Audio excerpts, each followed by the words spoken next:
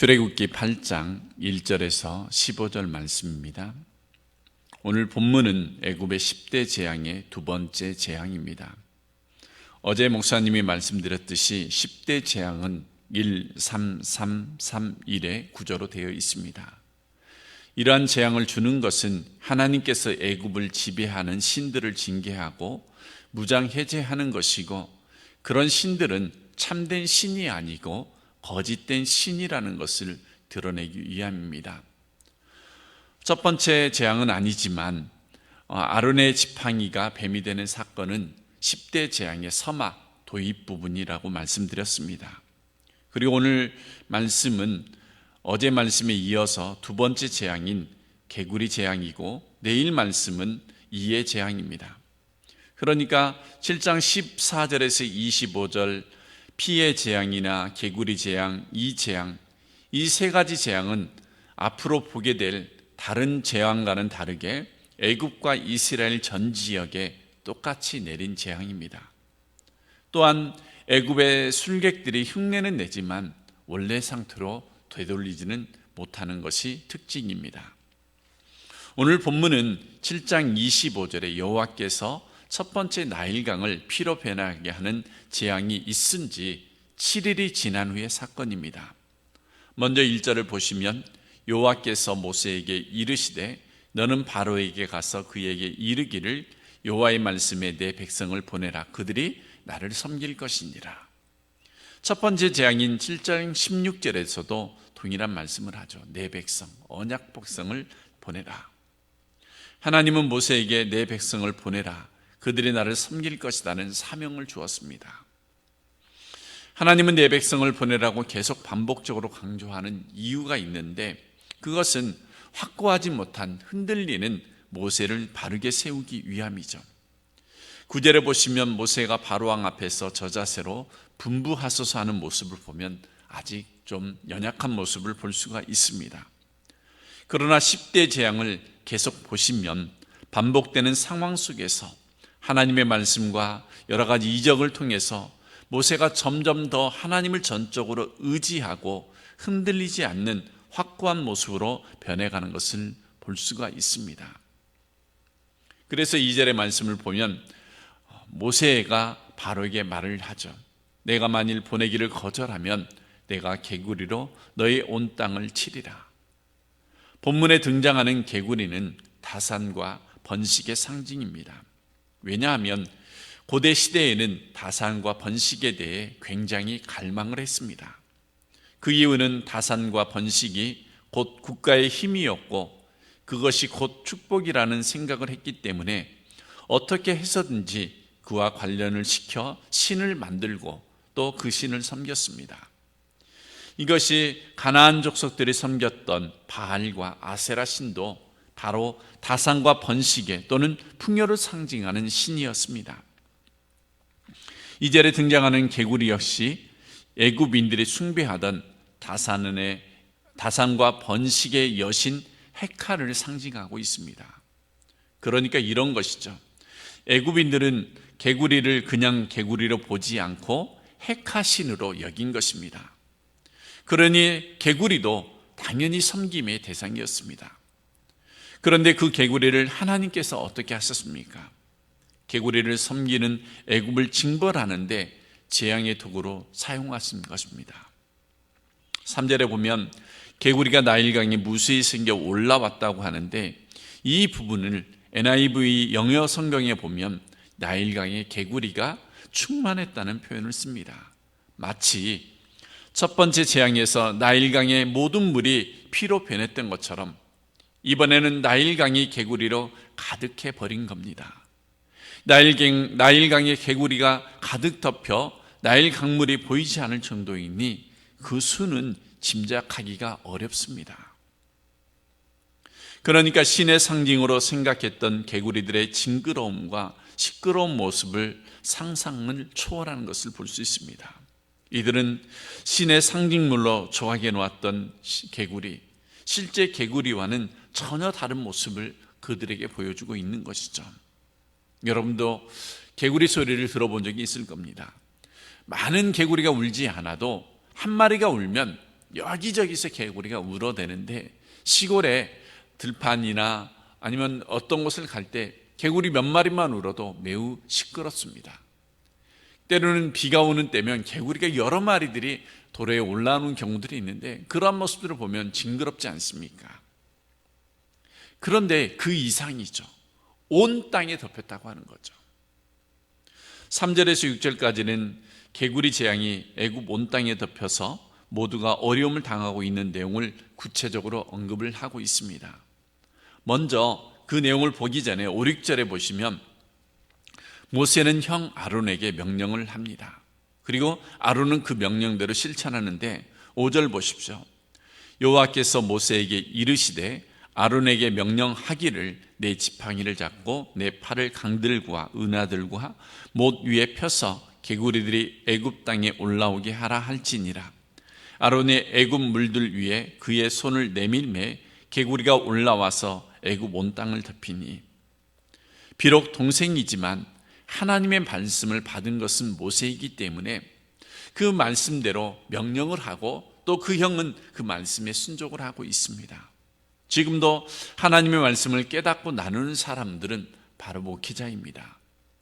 그래서 이 목회자들은 나이와 상관없이 하나님의 말씀을 전하는 자들이죠. 그렇다면 그 말씀에 우리는 순종해야 되는 것이죠.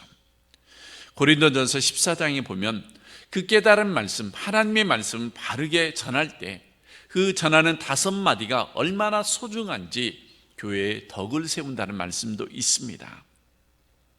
애굽 사람들도 그렇지만 애굽에 살고 있는 이스라엘 백성들 가운데도 개구리를 신처럼 섬기는 사람들이 있을 것인데 그들에게도 참된 신이 아님을 보여주고 있는 내용입니다. 3절에 보면 이 개구리들이 얼마나 많이 올라왔는지를 보여주고 있는데 3절 보시죠. 개구리가 나일강에서 무수히 생기고 올라와서 내 궁과 내 침실과 내 침상 위에 내 신하의 집과 내 백성과 내 화덕과 내 떡반죽 그릇에 들어갈 것이며 개구리가 너와 내 백성과 내 모든 신하에게 기어 오르리라 하셨다 하라. 그러니까 이런 말씀이죠. 개구리들이 강물에 나와서 애굽 전역을 헤집고 다니는데 왕궁이나 개인 집이나 또는 잠자는 곳이나 심지어 음식 먹는 식탁이나 음식을 만드는 떡반죽 그릇에까지도 가득 찼고 그 개구리들이 그렇게만 있는 것이 아니라 사람 몸에 올라와 쉴 새 없이 오르락 내리락 했다는 거죠.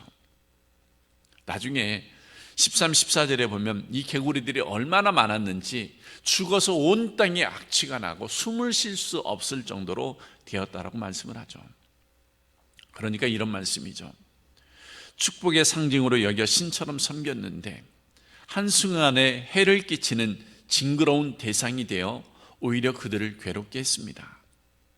개구리를 섬기는 애굽을 징벌하는데 개구리를 도구로 사용하고 있는 이 사건은 오늘날 살아가는 우리에게도 중요한 교훈을 얻게 합니다. 왜냐하면 이 시대의 사람들도 풍요로움을 갈망하고 살아가고 있기 때문에 그렇습니다.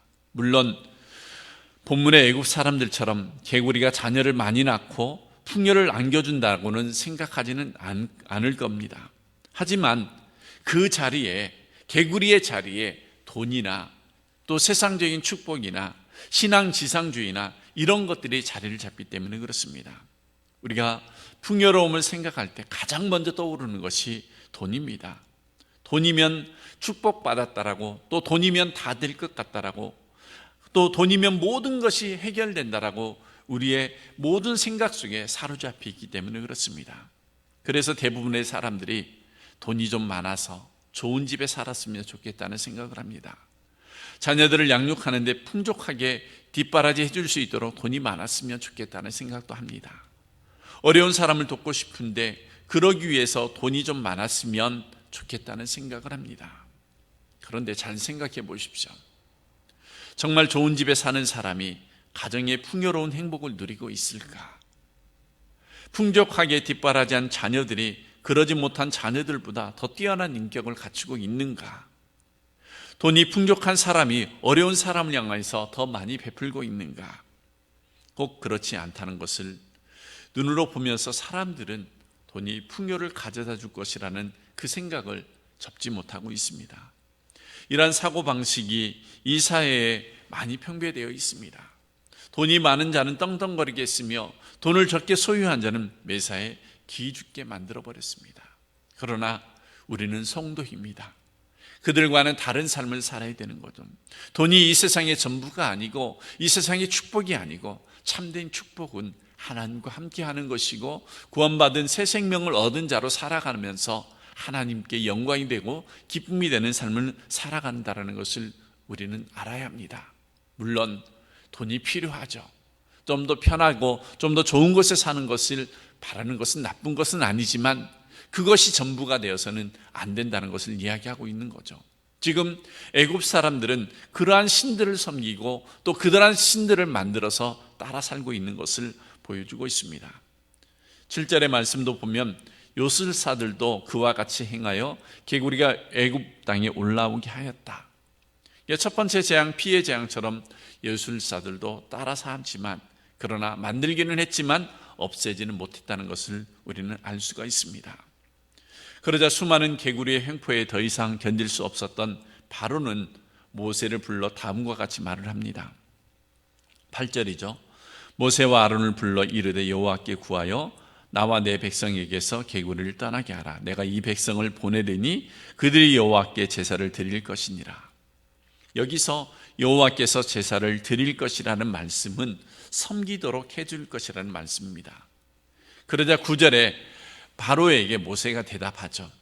내가 왕과 왕의 신하와 왕의 백성을 위하여 이 개구리를 왕과 왕궁에서 끊어 나일강에만 있도록 언제 강구하는 것이 좋을는지 내게 분부하소서.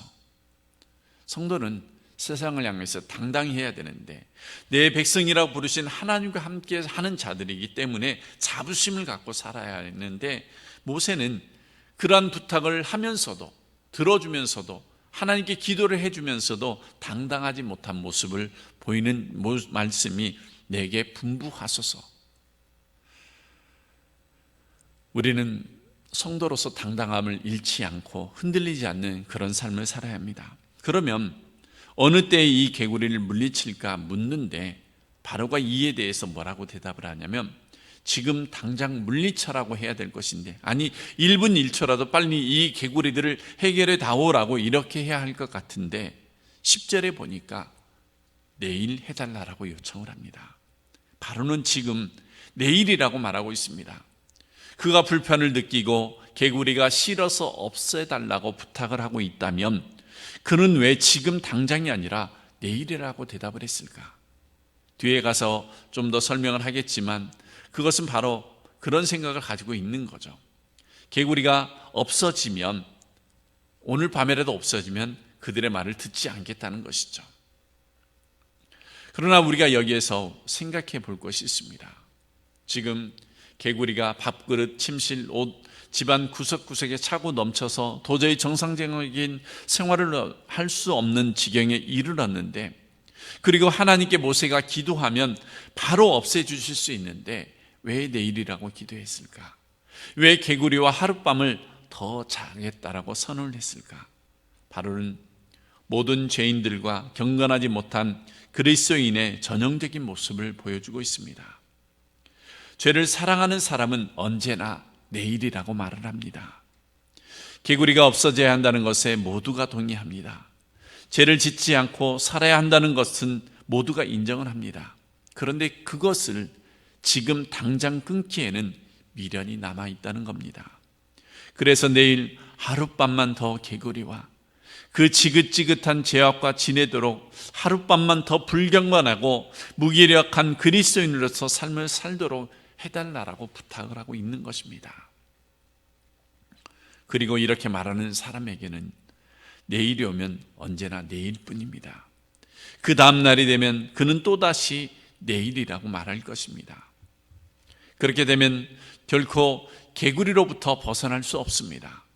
또 하나의 개구리가 없어지면 또 다른 개구리가 그를 찾아올 것이고 개구리가 다 사라진다 할지라도 이와 파리와 악질과 독종과 우박과 메뚜기와 흑암 그리고 최종적으로는 장자의 죽음 죽음의 재앙이 그를 찾아올 것입니다. 우리는 바로가 결국 어떻게 되었는지 알고 있습니다. 그것을 알고 있다면 왜 우리는 지금 이곳에서 신앙생활하면서 내일이라고 말을 합니까? 고린도후서 6장 1, 2절에는 이런 말씀이 있죠.